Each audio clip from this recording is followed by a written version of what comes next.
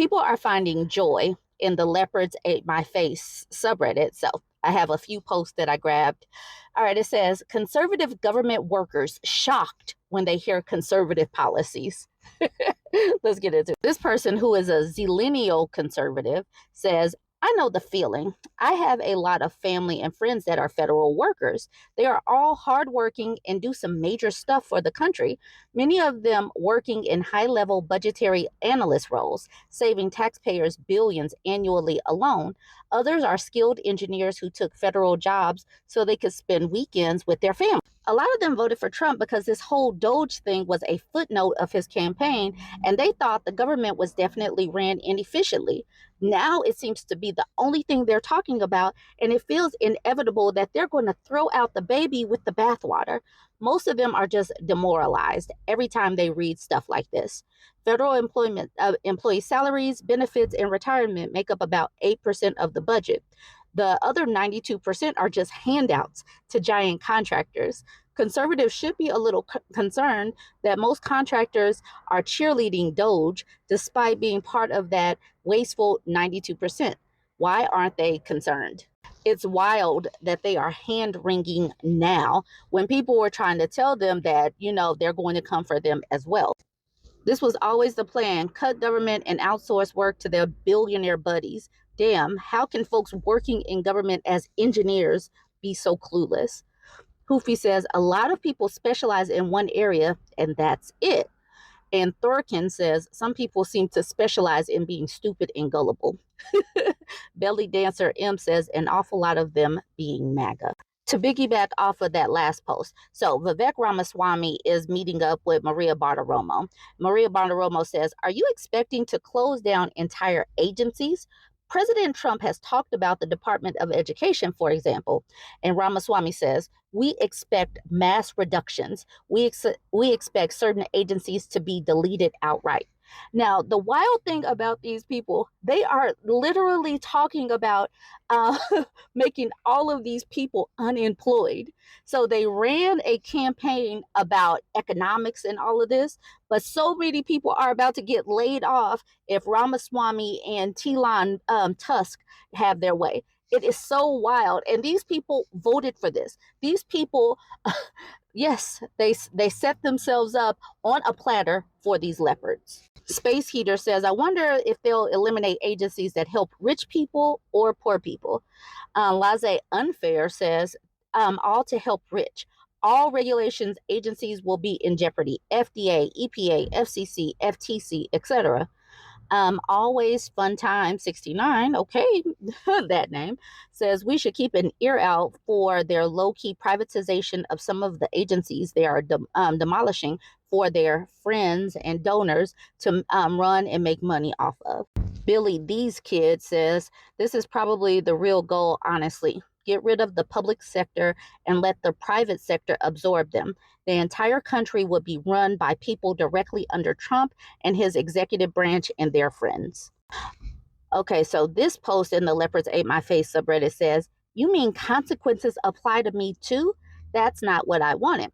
And then they shared this screenshot. So this person says, pro-life woman seeks termination of pregnancy and gets denied. Privileged people are used to authorities being reasonable and accommodating.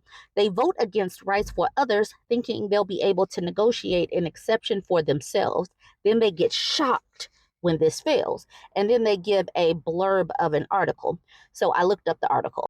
Now, this article is 2 years old, but the sentiment still applies. Missouri woman denied an emergency termination, called a state senator for help. He sent her to an anti-termination clinic. Melissa Farmer's water broke at 17 weeks into her pregnancy, and the fetus was dying inside of her, but she couldn't legally get a termination in the state. Now, I think Missouri is one of those states that overturned their ban, but still, we're still going to get into it because this is how these people are. These people always believe that these terminations are for those people over there, the loose and lascivious women, those women that are unworthy. They don't think that women that are like good Christian women need them too, because it is simply sometimes is literally helping women that are in need, like Melissa Farmer. But let's get into the article. You'll see her hypocrisy. In August, a pregnant Missouri woman named Melissa Farmer suddenly needed a termination. Just over a month after her state enacted its near total ban, her water had broken 17 weeks into her pregnancy, and her medical records indicated a number of health factors placing her at greater risk of pregnancy-related complications, including increased risk of sepsis, loss of her uterus, and even death. Farmer is also 41 years old. Doctors treating her recommended a termination, but of course couldn't provide her one under state law, reported in the Springfield News Leader. Farmer and her partner consulted with doctors and experts across several states and made countless phone calls with, in her words, a baby dying inside of me. They learned that there was no way for their wanted pregnancy to be viable or even last another 6 weeks, since Farmer's cervix was already opened. If she waited it out, she and the fetus could suffer tremendously. The thing a doctor said was, there are things worse than death, and I have seen it, Farmer recounted. So I just really want to just fixate on, or just talk about the fact that these people do want these pregnancies, and they sometimes still need to terminate a pregnancy. And that's where the lack of humanity with these forced birthers come. They don't see that women just need these medical procedures to save their lives when these pregnancies are unviable. But women vote against themselves when they are pro-life, because they only think that it's those women over there that are seeking out terminations. But when they find that they need one too, then they need to be accommodated. All right, this part. Farmer told the newspaper she's always identified as pretty pro-life, but she found herself seeking termination care. Anyway, even calling her state senator's office to seek help, she didn't find it. The office of her state senator, a Republican named Bill White, told her the state ban that was literally jeopardizing her life was actually designed to protect the woman's life. Farmer recalled telling White's aide, "It's not protecting me. There's no chance for a baby. She's not going to make it. It's putting my life in danger. I'm 41. It's not something I can recover from quickly. I could lose my uterus. There's a lot of things that could happen. We just want to move on. We just want to grieve." White's office promised it would talk to the state's attorney general, Eric Schmidt, on her behalf, and then connected Farmer with an anti-termination crisis pregnancy center in the state. Farmer never heard from White's staff again. There are layers to just how unhelpful it sounds like White was. But I'm particularly struck by the callousness and stupidity of trying to direct her to a crisis pregnancy center. These Christian-run clinics exist solely to dissuade people from terminating by pushing lies, and the most help they could possibly offer Farmer is a non-medical pregnancy test and some diapers for her dying fetus if she attends enough Bible study classes. These clinics often don't even staff actual healthcare workers, and as such, they've increasingly become sites of surveillance and thus possible criminalization for pregnant women because of their notably non-medical staff aren't subject to the privacy standards all set by HIPAA. Okay, so they're just collecting information to just watch pregnant women. Jesus. But I just really wanted to highlight the hypocrisy. And I hope that enough of these women get into enough of these forced birther women get into these crises so that they can get some humanity about themselves and realize it's not just those women over there that need this medical procedure. This person says, LOL, a crisis pregnancy referral is definitely the icing on the I don't understand women's healthcare cake. The next person says, the literal rush of Schadenfreude, as I read, referred to a crisis pregnancy center and never heard from his office again. Exactly. The next person says, just imagine how many innocent women and girls have experienced this nightmare. She had no problem putting them through that. It wasn't an issue until her life was in jeopardy. I bet she doesn't learn a damn thing from this experience. Whew. Yeah. But like I said, I'm pretty sure Missouri was one of the states that overturned the ban. So maybe the women did learn something. Anyways, join the conversation. What do you think about these Leopards Ate My Face posts today? Don't forget to like, comment, and share. Okay, so we got another post from the Leopards Ate My Face subreddit. This one is titled, Trump voter, big Elon stan, and remote federal worker tweets Elon to suggest closing offices and allow him to work 100% remote, ignoring Elon's past actions after purchasing Twitter. All right, so here's this man, Desmond, saying, "Hey, Elon Musk and DOGE, I work for the federal government building and programming virtual servers to replace defective and aging physical servers. I support 4 major sites across the U.S. simultaneously. My job is 100% remote, but once a week, all remote workers must report to a gigantic empty government buildings in every single city, filled with hundreds of cubicles. Some of the people have to travel 2 to 3 hours one way. These buildings are 95% empty every day, and it's an absolute waste keeping them open. Also, each building has multiple guards on duty, including an entire cleaning staff 24/7. Closing these sites would save tens, if not hundreds of millions of taxpayer dollars." So he's saying that to Elon Musk, even though Elon Musk is one of the billionaires that want to get people back into the office. So I'm not even sure why they're even trying, but they really think that these people are trying to impact those other people, not them. Now, this is another one of Desmond Oliver's tweets where he's showing that he's part of Trump's trash. He says, "My costume is ready, proud to be garbage." And he has himself in a garbage can, and it says Trump MAGA 2024. Then we got a post that just shows how much he stands for Elon, saying the most badass billionaire to ever live at Elon Musk, and showing a picture of Elon Musk. That's how how deluded and delusional these people are. Dolly Parton Lover says, "I love that he's attempting to interview for his own job on Twitter. Good luck, friendo." This person says, "Reminds me of Esther Crawford with her brag post of sleeping in a sleeping bag in the Twitter office because she supported Elon's extreme hardcore work culture. Then he fired her anyway." Elanya, I can't. I'm going to lose it because he's Trump's new wife without the This person says Elanya banned Stephen King's account when he referred to him as the first lady. And then finally, because so many Republicans and Trump supporters and Trump himself tried to distance himself from Project 2025.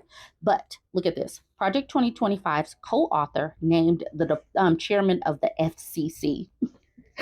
Oh, we are all in trouble. It says President-elect Donald Trump picked Brendan Carr, co-author of the FCC chapter of Project 2025, to lead through the Federal Communications Commission.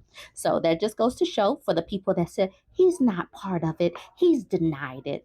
Please know that all of these people are about to really try to implement Project 2025. And we told y'all he was. Like Jay King says, political doublespeak at its finest. Pink Samurai says, "Yep, it's what it is. World won't learn unless it burns. Let the dumb people who voted for this reap what they sow. Unfortunately, we will all have to endure it with them."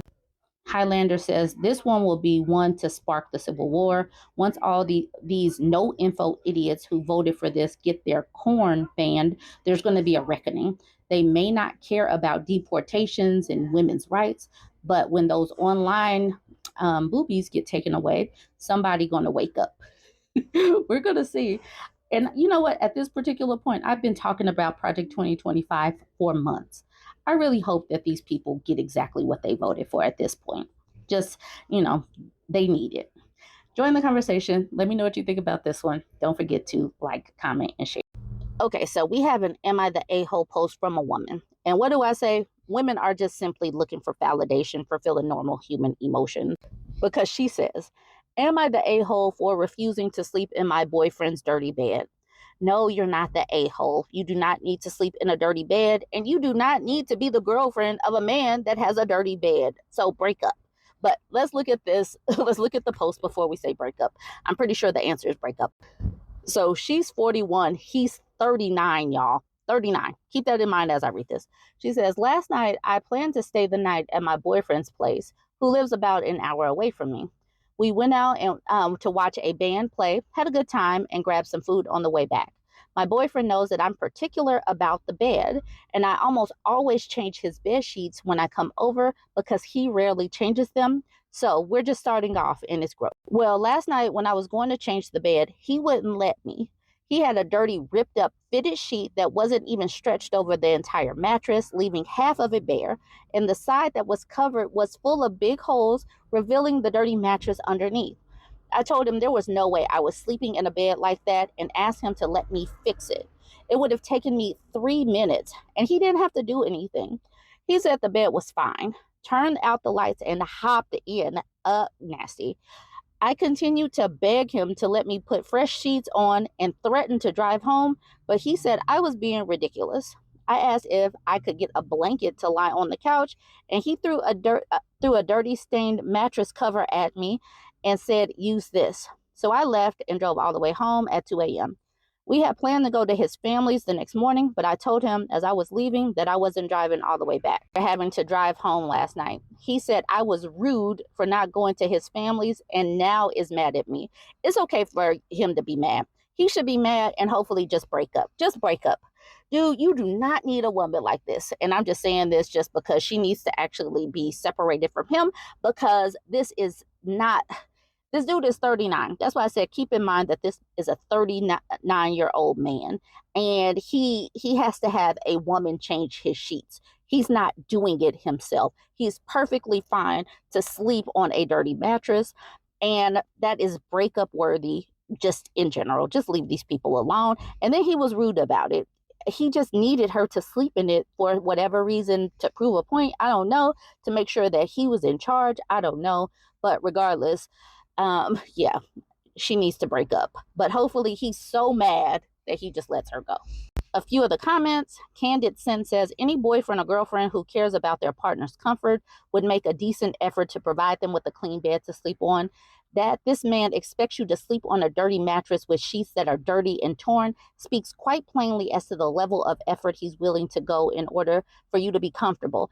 And add to that, he is actively preventing you from making yourself comfortable, though it will cost him nothing more than a few minutes. And absolutely no effort from him. Think about that, not the a-hole. And then this next person said, can I just add, this shit is unacceptable in a 20-year-old. Dude is almost 40 and still can't figure out clean sheets. Run. Now, this is quite a username. Front butt girl penis said, agree, it's a huge red flag. The next person says, it's a huge stained red flag. And this dude is going to use it to have covered the mattress in about 2 weeks when he finally decides it's time to change that sheet off of it. The next person says, agreed, and I am a fat, lazy slob, and even I can take requests.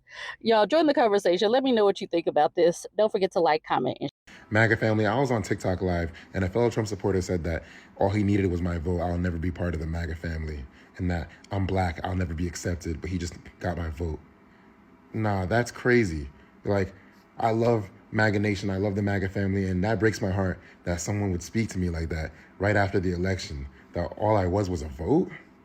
Nah, I love all you guys, and I know most of you MAGA family members are not racist, and I love you guys, and I'll keep repping MAGA Nation, Trump 2024, but that really broke my heart that some guy would say that. Extremely heartbroken.